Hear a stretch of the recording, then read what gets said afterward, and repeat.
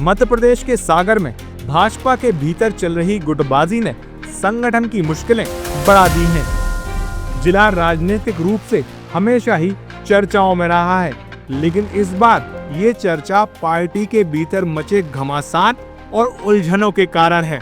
जिले के अधिकांश विधायक आपसी खींचतान में उलझे हुए हैं और गुटबाजी अब विचार के मतभेदों से आगे बढ़कर व्यक्तिगत मनभेदों का रूप ले चुकी है। सागर जिले में आने वाली 8 विधानसभा सीटों में से 7 पर भाजपा के विधायक हैं और एकमात्र बीना विधानसभा भले ही कांग्रेस के टिकट पर चुनाव जीती हो, लेकिन विधायक निर्मला सप्रे अघोषित रूप से भाजपा की ही हैं।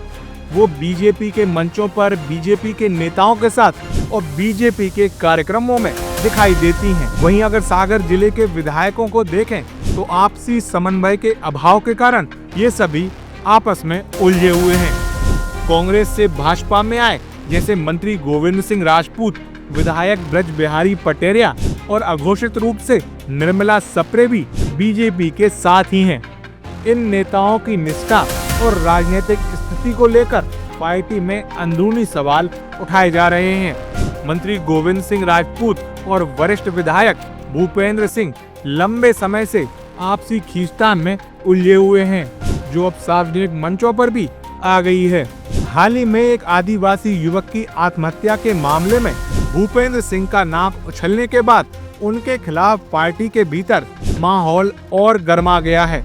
दूसरी ओर ब्रज बिहारी पटेरिया और देवरी के भाजपा समर्पित नगर पालिका अध्यक्ष को लेकर टकराव और बढ़ गया है। ब्रज बिहारी पटेरिया ने सार्वजनिक तौर पर कहा है कि उनके हाथ बांध दिए गए हैं, जबकि नगर पालिका अध्यक्ष भाजपा के ही नियंत्रण में है।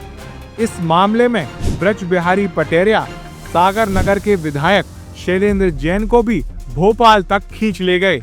उधर भूपेंद्र सिंह के समर्थक सागर महापौर संगीता सुशील तिवारी और शैलेंद्र जैन में भी टकराव जारी है। निर्मला सप्रे बीना के पूर्व विधायक महेश राय को लेकर जो शब्दावली उपयोग करती हैं, उससे उनके भीतर का टकराव का भी अंदाजा लगाया जा सकता है। ऐसे में पार्टी के भीतर ही एक खेमा दूसरे खेमे के खिलाफ खुलकर मोर्चा खोले हुए है।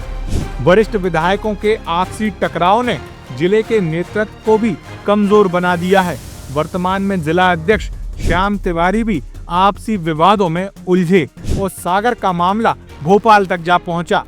भाजपा कार्यकर्ता और स्थानीय अधिकारियों में भ्रम की स्थिति है कि किस गुट की सुने और किसकी नहीं। सूत्रों की माने तो भाजपा का प्रदेश नेतृत्व इस गुटबाजी को गंभीरता से ले रहा है। माना जा रहा है कि नया नेतृत्व सागर जैसे जिलों में जारी खींचतान पर नियंत्रण करने के लिए निर्णायक कदम उठा सकता है।